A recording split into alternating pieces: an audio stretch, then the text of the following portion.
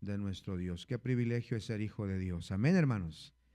Qué privilegio ser hijo de Dios y qué bueno que vino esta tarde para escuchar la palabra de Dios. Éxodo capítulo número 25, voy a leer el versículo número 8, después vamos a orar y empezamos con la enseñanza, la predicación de la palabra de Dios. Éxodo capítulo 25, versículo 8. Dice así la Biblia: y harán un santuario para mí y habitaré en medio de ellos. Y habitaré, dice ahí la Biblia, en medio de ellos. Un santuario. El Señor Jesucristo en el Nuevo Testamento es el tipo de todo lo que, de gran parte de lo que sucedió en el Antiguo Testamento. Una tipología hermosa, símbolos que representan al Señor Jesucristo. Pero también las cosas que sucedieron, las cosas que aparecen en el Nuevo Testamento, en el Antiguo Testamento, nos sirven como guía, como enseñanza para sacar lecciones espirituales. Y eso es lo que vamos a ver el día de hoy. He titulado este mensaje El camino de regreso a casa. El camino de regreso a casa, o también pudiéramos titularle El tabernáculo para habitar en medio de ellos. Vamos a orar y dejemos que Dios nos hable. Amén, hermanos. Vamos a orar. Señor, háblanos, por favor. Bendice tu preciosa palabra. Gracias porque la podemos abrir con libertad, podemos aprender de ella. Te ruego, Señor, que pongas las palabras correctas en mi boca, en mis labios, en mi mente, y que tú me uses como un instrumento limpio, útil en tus manos, mi Dios. Te ruego, por favor, bendigas esta enseñanza en el nombre de Cristo Jesús. Amén. La palabra de Dios enseña, hermanos, que el tabernáculo de reunión que se llamaba, el tabernáculo de Moisés, también algunos lo llaman, no salió del corazón de Moisés. No fue una idea que a él se le ocurrió, sino que Dios le mandó a hacerlo. Mire, por favor, lo que dice el versículo número 9. Estamos en Éxodo 25, 9. Conforme a todo lo que yo te muestre, el diseño del tabernáculo y el diseño de todos sus utensilios, así lo haréis. La Biblia enseña, hermanos, que Moisés subió a la presencia de Dios. Dios le mostró esos diseños celestiales para poderlos llevar a cabo. En otras palabras, el arquitecto, el diseñador de este tabernáculo fue Dios. Y este tabernáculo tenía un propósito. Y el propósito, dice el versículo 8, era habitar en medio de ellos. Desde los principios de los siglos, hermanos, Dios ha querido tener comunión con su pueblo. Y esto no ha cambiado. Dios desea tener comunión con nosotros. Somos su pueblo, hermanos. Él, la palabra de Dios dice que es omnipresente. Él está en todas partes. Él sabe en dónde estamos. Él conoce el lugar donde nos presentamos. Pero hay algo muy interesante. Y es que Él deseaba estar con su pueblo. Y ese es el mismo deseo hasta nuestros días, hermanos. Él desea tener comunión con nosotros. Él desea que nosotros entendamos esto y tengamos el tiempo para dedicárselo a Él, para dedicárselo a nuestro Dios. A veces en el Antiguo Testamento tenemos una colección de leyes, una colección de medidas, de materiales, y cuando leemos esto pareciera aburrido, como por qué hay tanta información, como por qué hay materiales, medidas, lugares. Pero el tabernáculo es en realidad el plano arquitectónico del corazón de Dios. Dios no diseñó ese tabernáculo, esa tienda, porque necesitaba un lugar para vivir. Él la diseñó porque quería estar cerca de su pueblo. Y eso es lo que necesitamos el día de hoy. La presencia de Dios en nuestra vida, hermanos. La presencia de Dios en nuestra familia. La presencia de Dios en nuestro matrimonio. La presencia y la bendición de Dios. El problema no era la falta de deseo de Dios, sino la distancia que el pecado creó. El pecado creó una gran brecha entre Dios y su pueblo, porque el pecado nos separa de Dios, hermanos. El pecado nos hace alejarnos de Dios, esa gran brecha. La Biblia dice que vuestros pecados han hecho división, dice el libro de Isaías. Y el tabernáculo muestra el camino que el hombre debe recorrer para volver a la intimidad con su Creador. Lo que vamos a ver ahora es un camino de regreso a casa.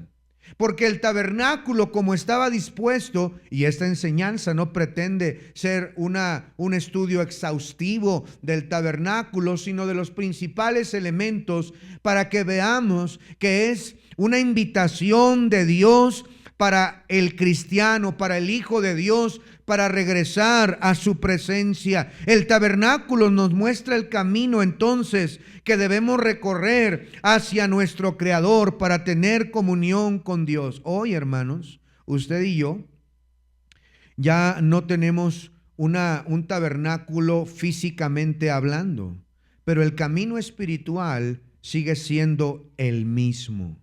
Y mire, ¿cuáles elementos había?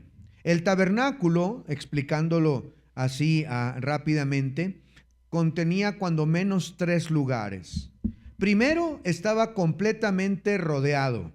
Eran unas paredes de unas telas, ¿verdad?, de animales. Se levantaban postes en todo alrededor, una especie de rectángulo grande donde solo había una entrada.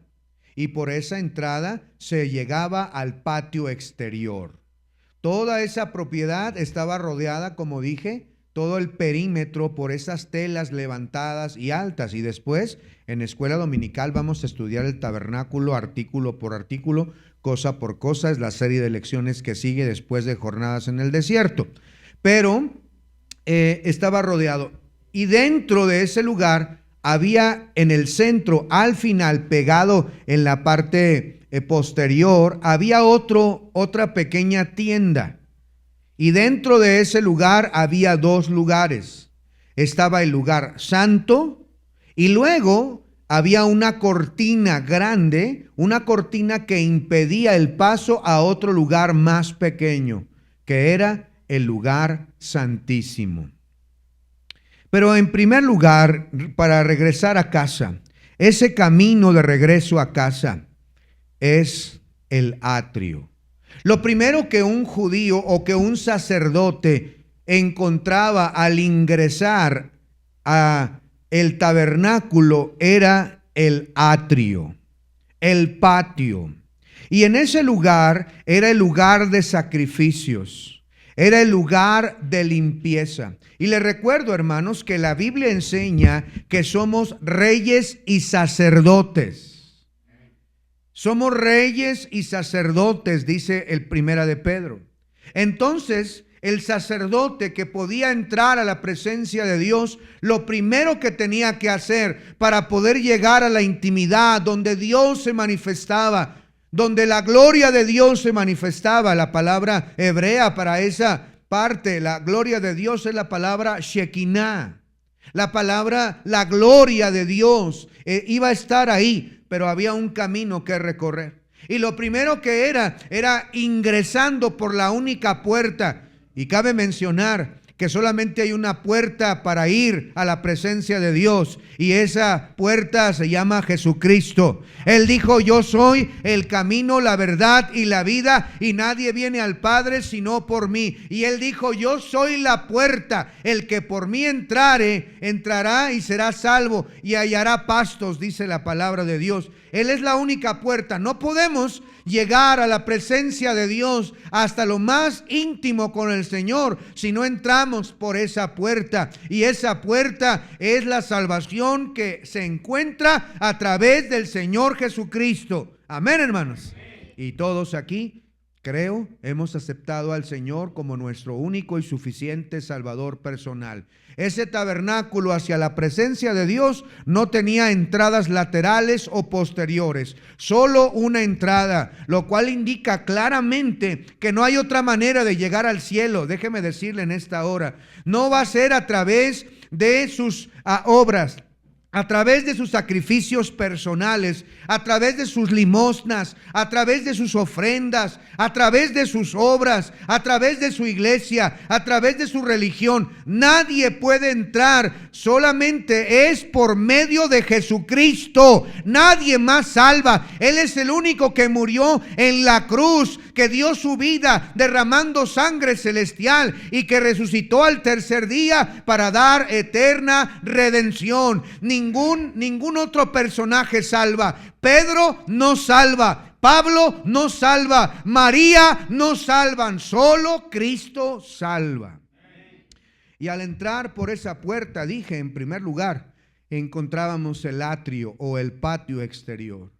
En ese lugar, hermanos, se llevaban a cabo grandes sacrificios. Las personas llegaban con sus ofrendas de animales para poder entregarlo a los sacerdotes, lo cual ellos lo sacrificaban, holocaustos y sacrificios. Por eso la Biblia menciona en el Salmo 100, versículo 4, no vayan allá: entrad por sus puertas con acción de gracias, por sus atrios con alabanza. El atrio, el patio exterior, era el único lugar, como dije, para el pueblo. Aquí se libaba con el problema que separaba a Dios del hombre, el pecado. Y estaba ahí un altar de bronce. Ese altar de bronce era lo primero que veía un sacerdote o algún judío, algún hebreo al entrar al tabernáculo. Al entrar por la única puerta, lo primero que veías era un altar enorme de bronce. No se podía avanzar más sin antes pasar por ese gran altar de bronce. Y ese altar de bronce representa nuestra justificación. Alguien tuvo que morir en la cruz para podernos limpiar, para podernos salvar. Alguien tuvo que entrar en nuestro lugar y dar su vida para que nosotros fuésemos justificados. Y todo esto apunta a Cristo. En aquel tiempo las personas llevaban sus animales para ser sacrificados por el pecado que ellos tenían, y el animalito moría y se derramaba la sangre inocente para expiar temporalmente el pecado de las personas que llevaban ese sacrificio. Pero hoy, hermanos, tenemos un Dios santo, y el pecado, hermanos, exigía una justicia, y el perfecto Cordero de Dios que quita el pecado del mundo se entregó por nosotros. La comunión de Dios no fue barata. Se necesitó sangre celestial derramada por ti y por mí. Muchos buscan intimidad con Dios saltándose el arrepentimiento, la fidelidad. Necesitamos entender que si vamos a ir de regreso a la intimidad con Dios, necesitamos pasar por el altar de bronce, arrepintiéndonos de nuestros pecados. Aunque el Cordero de Dios ya fue derramado, la sangre derramada del Cordero, aún así, si vamos de regreso a casa, hay que pasar otra vez y decirle al Señor: perdóname, mi Dios. ¿Quieres tú tener intimidad con Dios? Necesitamos la presencia de Dios. Oh, si tenemos la presencia de Dios, tenemos la bendición de Dios. Tenemos la gloria de Dios en nuestro trabajo, en nuestra familia, en nuestra iglesia, en nuestras vidas. Pero primero hay que pasar por el altar de bronce. Hay que decirle al Señor: perdóname, he pecado contra el cielo y contra ti. Ya no soy digno de ser llamado tu hijo. Señor, perdóname. Porque abogado tenemos para con el Padre a Jesucristo el justo. Y si alguno hubiere pecado, dice la Biblia, abogado tenemos. Y si confesamos nuestros pecados, Él es fiel y justo para perdonar nuestros pecados y limpiarnos de toda maldad. Así que lo que primero que tenemos que hacer al entrar al tabernáculo para ir a buscar la presencia íntima con Dios es pasar primero por el altar de bronce. Permitir que la sangre de Cristo limpie nuestros pecados, hermanos. No podemos acercarnos más a Dios si hoy, en este momento, lo primero que debemos hacer es decirle a Cristo: perdóname, Señor. Perdóname porque esta semana fui un grosero, un patán, un lascivioso. Perdóname, Señor, porque esta semana fui un ladrón, fui un vago. Señor, perdóname por los malos pensamientos de crítica, de burla, de escarnio contra las personas. Fui un deshonesto, fui un flojo, Señor. Perdóname, mi Dios. De corazón tenemos que decirle al Señor en esta hora, y Él es fiel y justo para perdonar nuestros pecados y limpiarnos de toda maldad. Pero cuando llegábamos ahí al atrio, no era la única cosa que había. ¿Sabe qué más había? No solamente el altar de bronce para los sacrificios y holocaustos, que se derramaba la sangre para expiar el pecado. Pero en segundo lugar, ahí mismo en el atrio, en la primera parte, en el patio, había una gran fuente de bronce. A esta gran fuente de bronce se le llamaba el lavacro. Esta era una gran fuente ubicada entre el altar y el lugar santo. Recuerden que había un patio, y en el patio abierto al cielo, ¿verdad? No había techo, no había nada. Estaba el altar y luego seguía el lavacro, o una fuente enorme de bronce, antes de llegar a la partecita que tenía una puerta y sí tenía techo y paredes dentro del tabernáculo. Ahí estaba ese lugar llamado lugar santo y santísimo.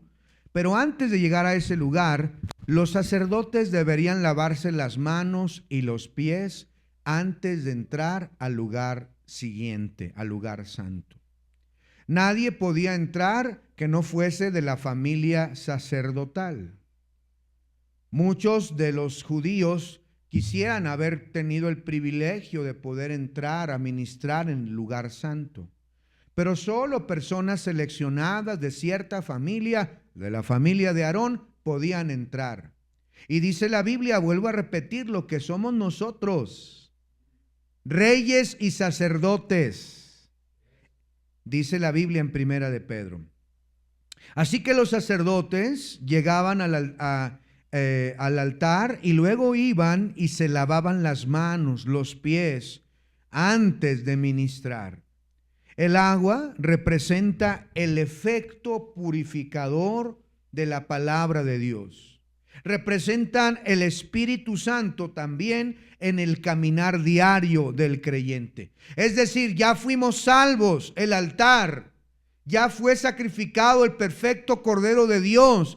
Pero ahora, si vamos a ir de regreso a casa, si vamos a la intimidad con Dios, si vamos a la misma presencia de Dios, necesitamos también pasar por la fuente. Necesitamos ir y entrar a su presencia con manos limpias, no con amargura, no con impureza, no, sino que cada día necesitamos lavarnos. Recuerde lo que el Señor Jesucristo le dijo a Pedro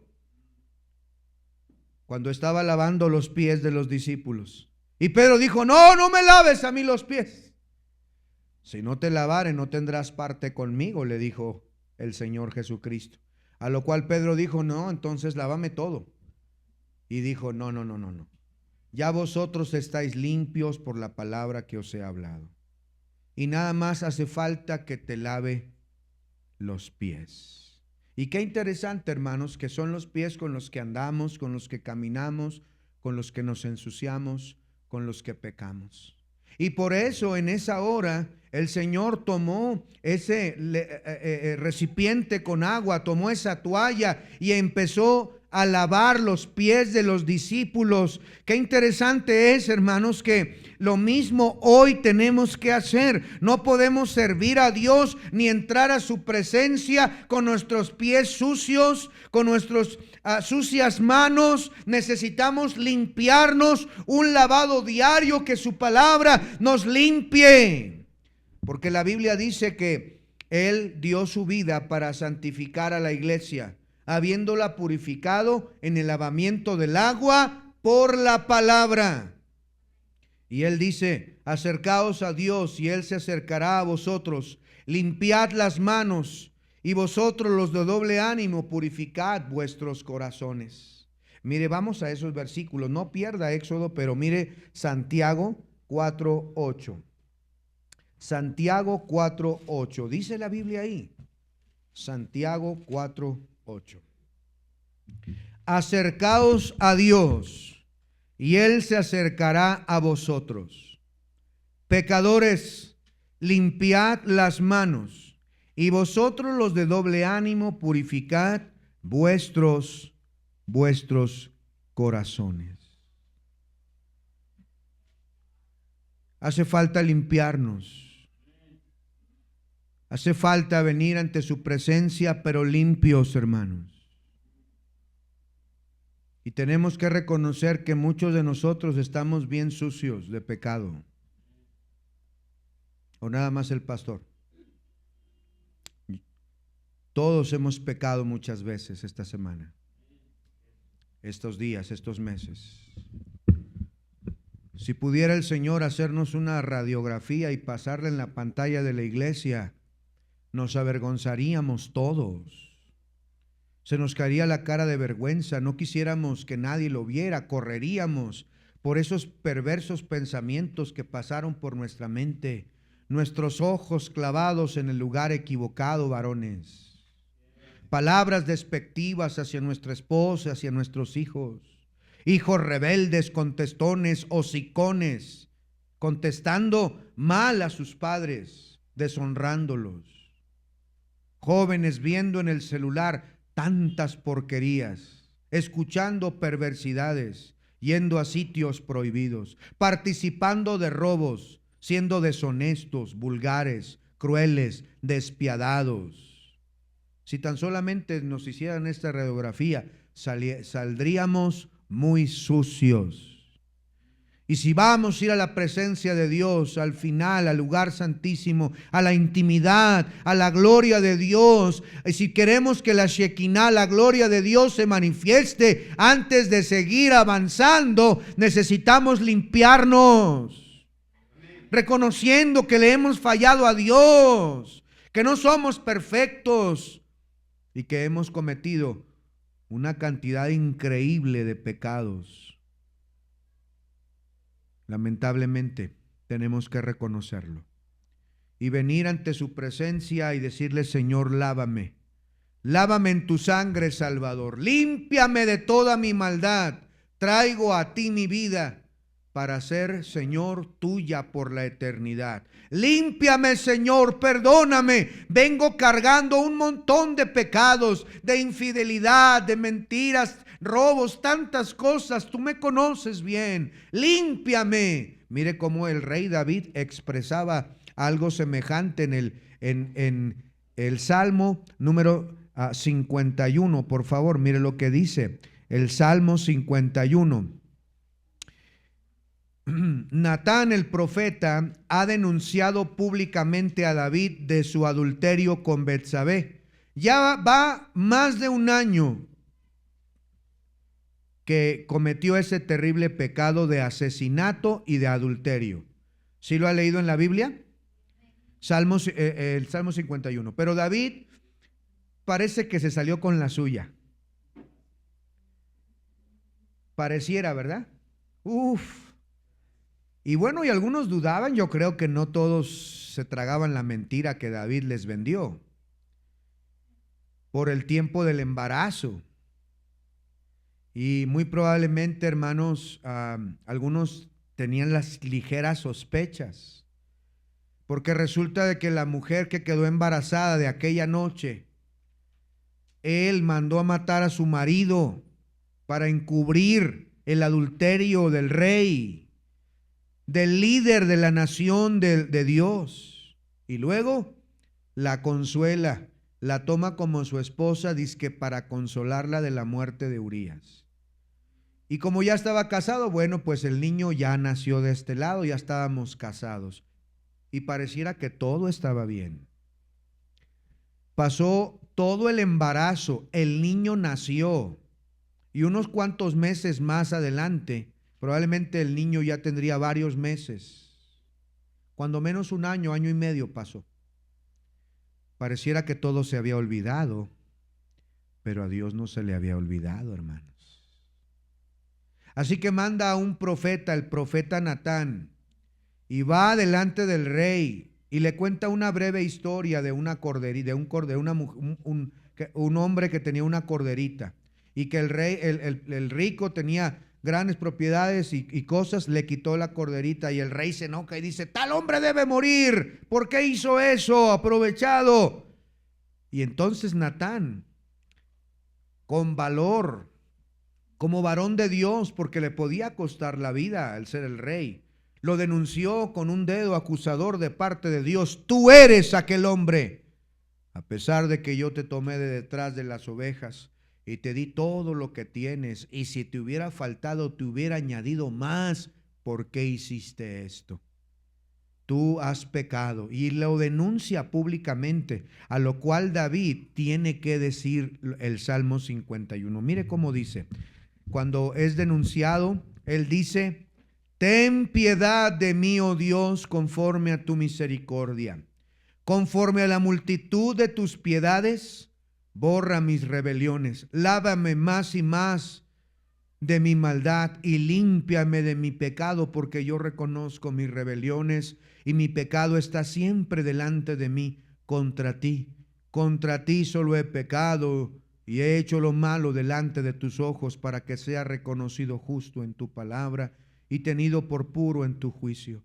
He aquí en maldad he sido formado, y en pecado me concibió mi madre. He aquí, tú amas la verdad en lo íntimo, y en lo secreto me has hecho comprender sabiduría. Purifícame con hisopo y seré limpio. Lávame y seré más blanco que la nieve. Versículo 10. Crea en mí, oh Dios, un corazón limpio, y renueva un espíritu recto dentro de mí. No me eches de delante de ti y no quites de mí tu Santo Espíritu. Vuélveme el gozo de tu salvación, y espíritu noble me sustente. Mire cómo el rey David ora con un corazón genuino, verdaderamente arrepentido. Señor, límpiame, perdóname. Tú amas la verdad en lo secreto. Lávame y seré más blanco que la nieve. Ten piedad de mí, Señor, perdóname. Y eso es exactamente lo que necesitamos hacer en esta noche antes de avanzar de regreso a la presencia de Dios. Reconocer nuestro pecado y pedirle perdón. ¿Tú crees que puedes esconder tu adulterio delante de Dios? No. ¿Tú crees que puedes esconder el aborto que te aventaste hace unos cuantos meses, semanas o años atrás? ¿Tú crees que puedes ocultarlo delante de Dios? ¿Tú crees que puedes ocultar el pecado tan grave que tienes? No lo puedes ocultar, y hoy Dios te está invitando a arrepentirte, a venir a Él, a pedir que tú pidas perdón al Señor de todo corazón. Él puede limpiar cualquier pecado. No importa qué tan lejos hayas caído, Él puede limpiarte con su sangre preciosa. Y por eso el camino a casa, la primera cosa que vimos, dije, es el atrio, el lugar de sacrificio y de limpieza. El lugar de sacrificio que Cristo nos da, en la limpieza que debemos llegar. Y ahora sí, avanzamos al siguiente lugar. Ya no estamos en el patio. Si usted se arrepiente y Dios lo limpia, puede pasar ahora al siguiente lugar. Y ese lugar era el lugar santo. El lugar santo. Al cruzar la primera cortina después del patio público, del atrio público, ahora veníamos a un servicio privado. Aquí nadie podía entrar, solo los sacerdotes. Aquí, hermanos, en el lugar santo es donde se sostiene la vida del creyente. Es donde el creyente fiel llega para poder tener intimidad con Dios. Cuando cruzaban ese lugar, y por eso la Biblia dice: me mostrarás la senda de la vida. En tu presencia hay plenitud de gozo y delicias a tu diestra. Al cruzar esa cortina nos encontrábamos con tres elementos que todos necesitamos para ir más profundo a la presencia de Dios. Tres cosas que había en el lugar santo. La primera cosa que había era la mesa de los panes de la proposición. Esa mesa de los panes de la proposición Dice la palabra de Dios que en ese lugar, en el lugar santo, estaba la mesa de la proposición. Dice la Biblia que eran 12 panes, uno por cada tribu. Y esos panes deberían de cambiarse cada día de reposo, cada día del Señor. En este caso para ellos, cada sábado lo deberían de hacer. Estos 12 panes, uno por cada tribu, estaban puestos en la mesa y se renovaban, como dije, en el día del Señor. Los sacerdotes lo deberían de comer dentro del lugar santo. Esos panes no deberían salir fuera del lugar santo, deberían comerse por los sacerdotes. En el lugar santo, en la intimidad con Dios, está la mesa de los panes. Y sabe, el Señor Jesucristo dijo cuando fue tentado por Satanás, citó una parte del Antiguo Testamento que dice: no solo de pan vivirá el hombre, sino de toda palabra que sale de la boca de Dios. Ese pan representa primeramente a Cristo como el pan de vida, porque Él dijo: yo soy el verdadero pan que descendió del cielo. Sus padres comieron el maná en el desierto y murieron, pero el que comiere de mí, él tendrá vida. Y en primer lugar representa a Cristo, el comer a Cristo, pero también representa la palabra de Dios, el alimento cotidiano que necesitamos. Y si vamos a ir íntimamente a la palabra de Dios, después de habernos arrepentido, después de habernos limpiado en la fuente, en el lavacro de agua, y vamos adentro al lugar santo, íntimo, necesitamos alimentarnos constantemente del pan, de nuestro pan que es la palabra de Dios, del pan que es el Señor Jesucristo. Todo cristiano no puede sobrevivir con un pan viejo. Cada 8 días debería renovarse este pan. Así como cada uno de nosotros no deberíamos de vivir con el sermón: la última vez que te congregaste, hace un mes, 2, 3 meses.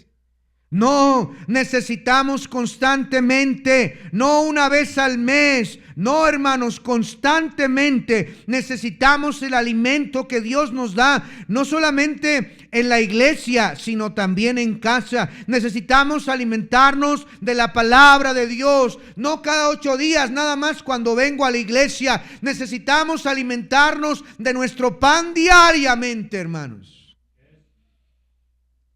Yo soy el pan de vida, el que a mí viene nunca tendrá hambre. Si vamos a ir de regreso a casa, tenemos que entrar al lugar santo y nos encontramos con una mesa a la izquierda con unos panes listos.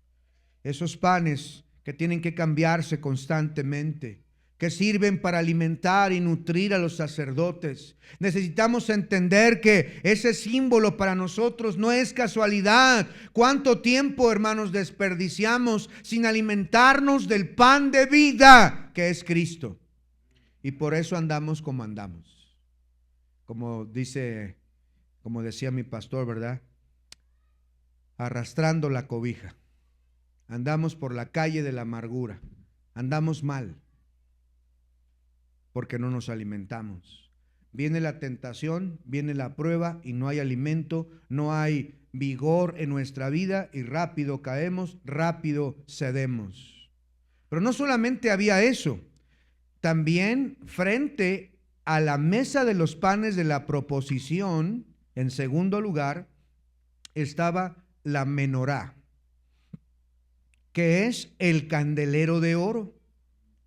El candelero, hermanos, era como una gran vela central del cual se desprendían 6 brazos y en total eran 7. El candelero era de oro puro, labrado a martillo.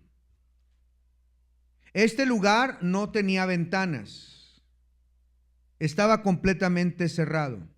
Así que la única fuente de luz era la menorá, era el candelero de oro. Ese candelero no debería de apagarse. Utilizaba aceite especial para poder mantener encendida la llama, para que estuviera prendido todo el tiempo. Y ese gran candelero de oro iluminaba el lugar santo. Y qué precioso símbolo tenemos aquí, porque el aceite representa al Espíritu Santo. La iglesia y el creyente no caminan por lógica humana, sino por la iluminación del Espíritu Santo. Y necesitamos que esa llama esté ardiendo. Necesitamos que el Espíritu Santo nos ilumine. Necesitamos ser llenos del Espíritu Santo. Si intentamos vivir una vida cristiana en nuestras propias fuerzas, intelecto o capacidades, nos vamos a quedar a oscuras. Nuestra capacidad debe brillar, pero por el aceite del Espíritu Santo. Necesitamos aceite fresco, hermanos. Zacarías 4:6 dijo estas palabras: no con ejército ni con fuerza, sino con mi espíritu, ha dicho Jehová de los ejércitos. Y si vamos a ir a la presencia de Dios, si vamos a ver en nuestra vida cambios verdaderos, necesitamos ser llenos del Espíritu Santo. Necesitamos darle el control al Señor. Así alumbre vuestra luz delante de los hombres, para que vean vuestras buenas obras y glorifiquen al Señor.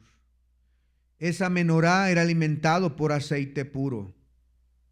También representa ese testimonio público de una persona llena del Espíritu Santo, donde nuestra luz ilumina en el sendero oscuro, pero con el aceite fresco del Espíritu Santo. En el lugar santo, antes de llegar al lugar santísimo, entonces estaba la mesa de los panes de la proposición, donde nos alimentamos continuamente. Y es no de pan viejo o rancio o duro, como el que venden en algunas panaderías aquí en Cuenca. Cada vez que voy y encuentro pan viejo que lo revuelven con el fresco, no vuelvo a esa panadería. Y hay varios mañosos, ¿verdad?, que hacen eso. Pero no, el Señor quería que hubiera pan fresco continuamente.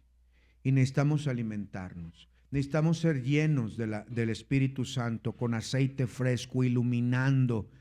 Pero no era todo lo que había. Mire, en tercer lugar, ¿qué es lo que había? Había el altar del incienso.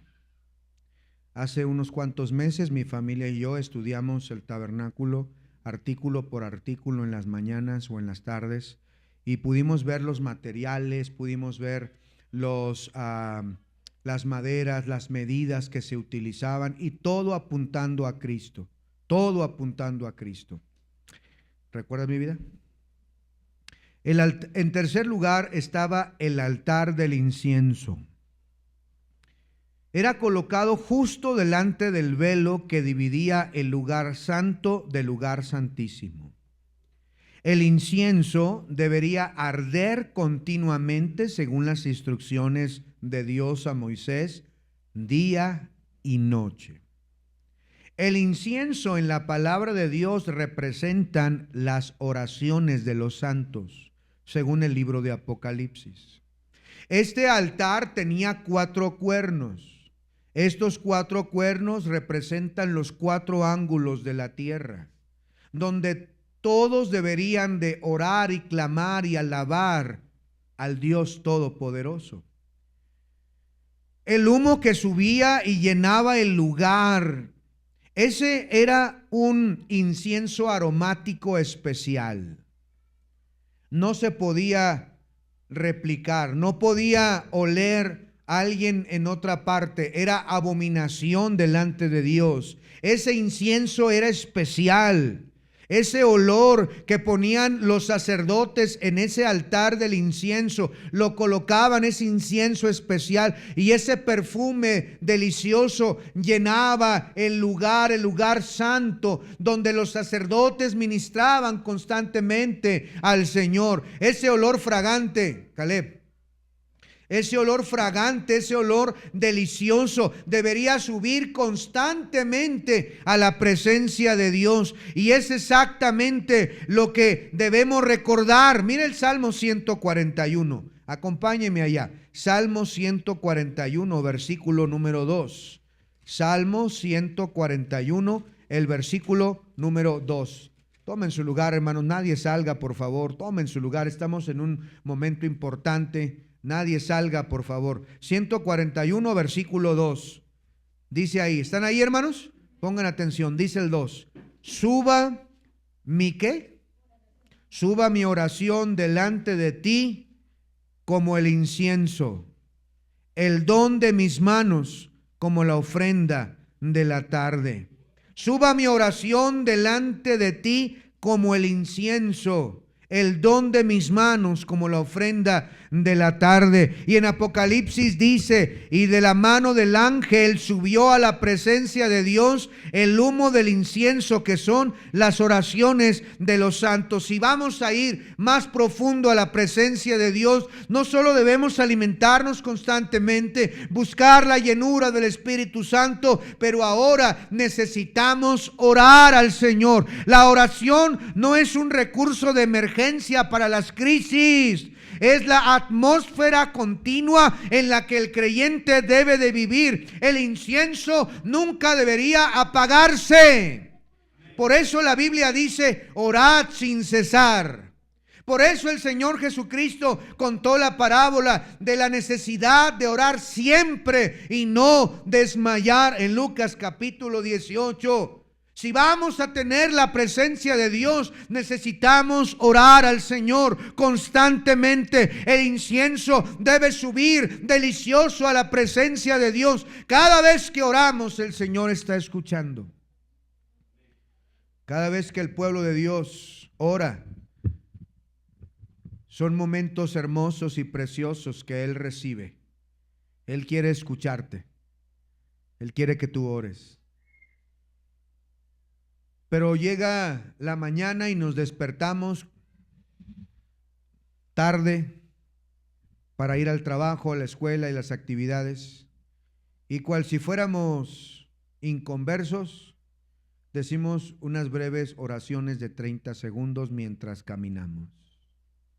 Y no sube el altar del incienso, se ha apagado. Continuamos con nuestras actividades durante el día. El Señor nos cuida, nos protege, nos guarda de accidentes, de peligros, de personas malvadas, de desastres, de choques, de tantas cosas. Cuida a nuestros hijos en la escuela, en el colegio, a nuestro cónyuge donde quiera que está. Y Dios nos bendice, nos pone un plato de comida, aunque sea sencillito, aunque sean puros fideitos, ahí está caliente en nuestra mesa. Tenemos una familia, un lugar donde vivir. Y llega la noche y nos dormimos como si no hubiésemos recibido las bendiciones de nuestro Dios. Y no hay oraciones de gratitud. Y Dios está esperando, antes de dormir, antes de despertar, antes de que vayas, al trabajo. ¿Por qué no prendes el incienso del altar? ¿Por qué no llevas esas oraciones delante de Dios como ese altar perfumaba todo ese lugar, el llamado lugar santo? La oración, como dije, no es un recurso de emergencia cuando tenemos crisis. Debe ser un constante. Ese altar no debería apagarse. Cuando caminamos por la calle deberíamos orar a Dios. Mientras estamos barriendo la casa deberíamos orar a Dios. Cuando estamos haciendo nuestros deberes deberíamos clamar a Dios. Deberíamos pedirle a Él. Pero no es todo lo que implica el camino a casa. El tabernáculo tenía el atrio exterior o el patio. La primera cortina nos llevaba al lugar santo con estos tres elementos: el altar del incienso, el candelero de oro y la mesa de los panes de la proposición. Y luego teníamos frente a nosotros un velo, un lugar que no se permitía el acceso a cualquier sacerdote. Detrás de ese velo estaba la habitación más íntima e importante. Ahí No había luz de velas ni luz del sol. La única luz era la gloria del Dios mismo. Sobre el altar, sobre el arca del pacto, cuando entraba el sumo sacerdote, un solo hombre al año, una sola vez al año, podía entrar a ese lugar por mandato de Dios.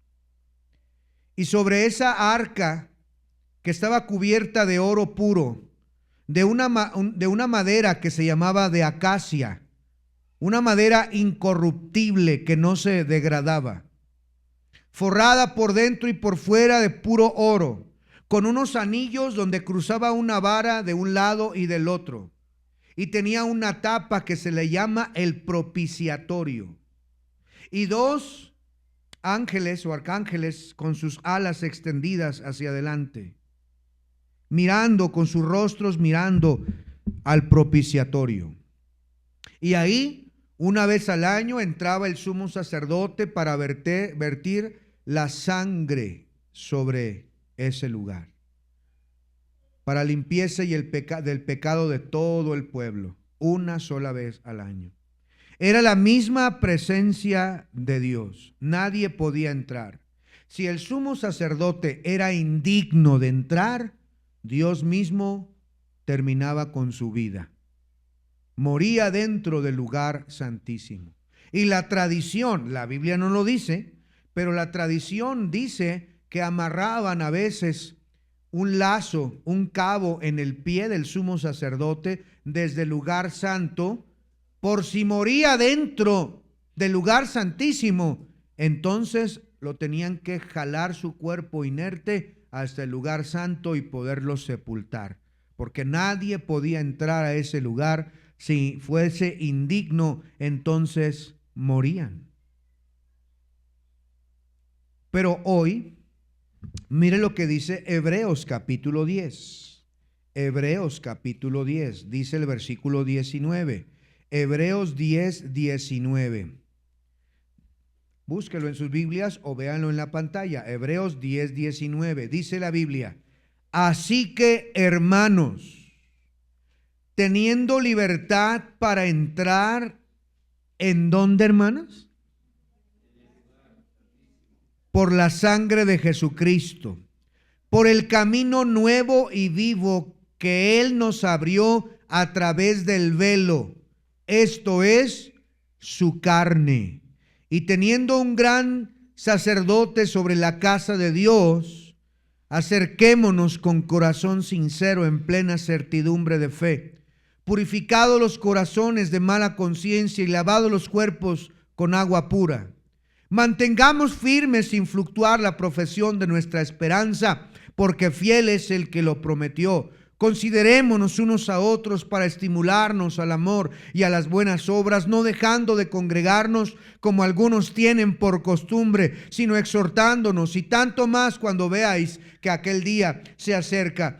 El autor de Hebreos dice: hermanos, ahora tenemos libertad para entrar al lugar santísimo por el camino vivo, nuevo, que Él nos abrió a través del velo. Esto es su carne. Tiene que recordar cuando Él estaba siendo crucificado, hermanos. ¿Qué es lo que le sucedió al velo, hermanos? Se rasgó de arriba abajo. Se abrió el camino para poder entrar a la misma presencia de Dios.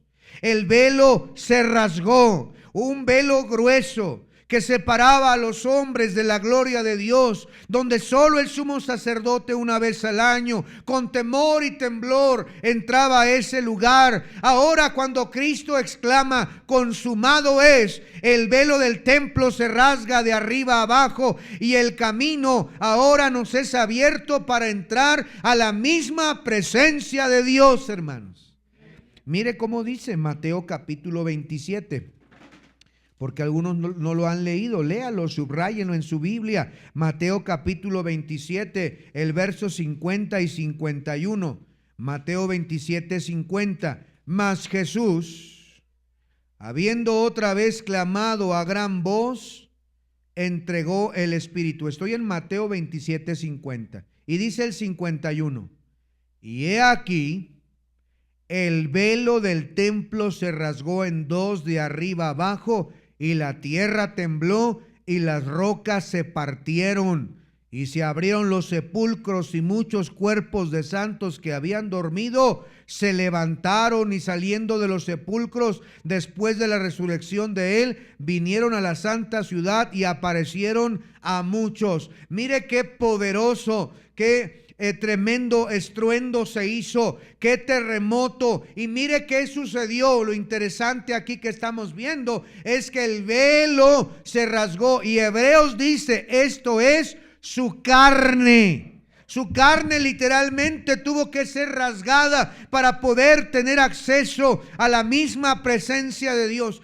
Qué privilegio que tenemos ahora de poder entrar a la misma presencia de Dios. Ya no quedarnos fuera en el atrio porque no somos dignos, porque no somos de la familia de Aarón. Ya no quedarnos solamente como espectadores. Ahora podemos entrar al lugar santo para alimentarnos de Jesús, para llenarnos de su Santo Espíritu, para elevar oraciones ante su presencia. Pero ahora podemos entrar a la misma Shekinah, a la misma presencia de Dios, por el camino que Él nos abrió. Qué privilegio tenemos. Por eso es que Hebreos dice: acercámonos pues confiadamente al trono de la gracia, para alcanzar misericordia y hallar gracia para el oportuno socorro.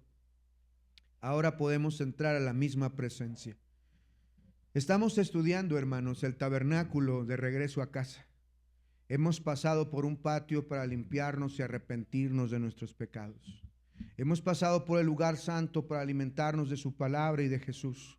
Hemos llenado del Santo Espíritu y hemos elevado oraciones, y ahora nos encontramos con lo único que había en el lugar santísimo: el arca del pacto. El tesoro más grande que los hebreos poseían, el tesoro de la intimidad. Dentro del arca, como les dije, la cubierta, la tapa, pero dentro había unos elementos. Mire, vaya por favor a Hebreos 9. Hebreos 9. Dice la Biblia en el versículo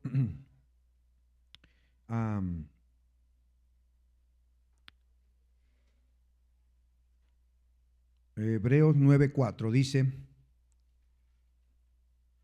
9:3, perdón. Tras el segundo velo estaba la parte del tabernáculo llamada el lugar santísimo, el cual tenía un incensario de oro y el arca del pacto cubierta de oro por todas partes, en la que estaba una urna de oro que contenía el maná, la vara de Aarón que reverdeció y las tablas del pacto. Entonces, dentro del arca del pacto había tres elementos que definen lo que Dios deposita en nosotros cuando habitamos en su presencia. En primer lugar estaban las tablas de la ley. En la intimidad, Dios escribe su ley en nuestro corazón. Ya no obedecemos por obligación, sino por amor. Por amor. Ya no es legalismo. No, ahora por amor estaban las tablas de la ley para obedecer al Señor. En la presencia de Dios, en la misma arca del pacto, al poder estar adentro y ver, estaban esas tablas de la ley. Pero también estaba una urna, esa pequeña urna de oro que contenía una muestra del maná. El maná escondido, esa provisión sobrenatural que los israelitas recibieron en el desierto. ¿Sí recuerdan? Cada mañana en el rocío, ese maná aparecía y los israelitas salían de sus tiendas y tomaban la porción que necesitaban para cada día. Dios nos sustenta en el desierto con recursos que no son de este mundo, que este mundo no entiende. En la presencia de Dios, Él nos alimenta, Él nos da de su vigor, de su fuerza para continuar en esta lucha que tenemos por delante, para vencer a los enemigos fieros que quieren acabar con nosotros, con nuestra iglesia, con nuestros matrimonios, con nuestros hijos. Ahí en la presencia de Dios, en ese maná escondido, Él quiere darnos la fuerza para continuar. Venga a su presencia. Mire cómo dice Apocalipsis capítulo 2, el versículo 17. Ya estamos terminando. Apocalipsis 2, 17. Dice la Biblia ahí: el que tiene oído, oiga lo que el Espíritu dice a las iglesias. Al que venciere, daré a comer del maná escondido, y le daré una piedrecita blanca, y en esa piedrecita escrito un nombre nuevo, el cual ninguno conoce sino aquel que lo recibe. Mire cómo Cristo dice: al que venciere, yo le voy a dar del maná escondido. Y ese maná escondido se refiere a ese maná que estaba dentro del arca del pacto. Pero en tercer lugar había una vara de Aarón que reverdeció. La vara de Aarón que floreció. Esa vara que ya estaba seca. Esa vara estaba seca. Se pusieron las varas. El pueblo dijo: ¡ey! ¿A poco nada más por Moisés y Aarón va hablado Dios? También yo quiero, y yo. Y Dios dijo: no, yo he escogido a unos. Y vamos a hacer una cosa para que les quede claro. Cada uno de ustedes traiga una vara y póngala ahí. Y todos pusieron las varas.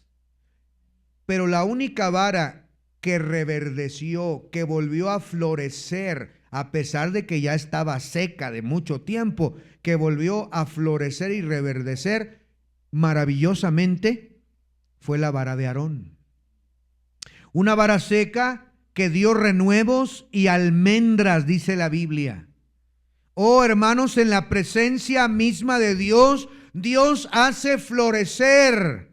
Dios nos hace dar fruto. Dios da vida a los huesos secos. Dios nos da otra vez el ánimo para continuar. El arca del pacto cubierta de oro por todas partes. Así que cuando nos falte dirección, vayamos a las tablas que están en la presencia de Dios. Vayamos a buscar dirección. Cuando nos falte sustento, fuerza, ánimo, vayamos a tomar un poco del maná escondido en la presencia de Dios para tomar vigor y continuar en la vida. Cuando nos sentamos que ya no hay más solución para mi hijo, para mi familia, para mi matrimonio, vayamos a la presencia de Dios, donde puede florecer otra vez, donde mi matrimonio puede ser restaurado, donde mi hijo puede volver a los caminos de Dios, donde mi vida puede ser restaurada. La respuesta no es estar afuera del patio, allá en el atrio o fuera del tabernáculo. La respuesta a todo lo que necesitamos es ir a la misma presencia de Dios. De regreso a casa, donde deberíamos estar todos los días, donde deberíamos desear la misma presencia de Dios. Termino con esto. ¿Hace cuánto tiempo que no entramos a la presencia de Dios? Algunos hermanos lamentablemente ni han cruzado la puerta que es Cristo para entrar al perímetro, al patio exterior. Ni siquiera eso. Hay gente aquí que piensa que es salvo, pero nunca le ha entregado a Jesucristo verdaderamente su corazón.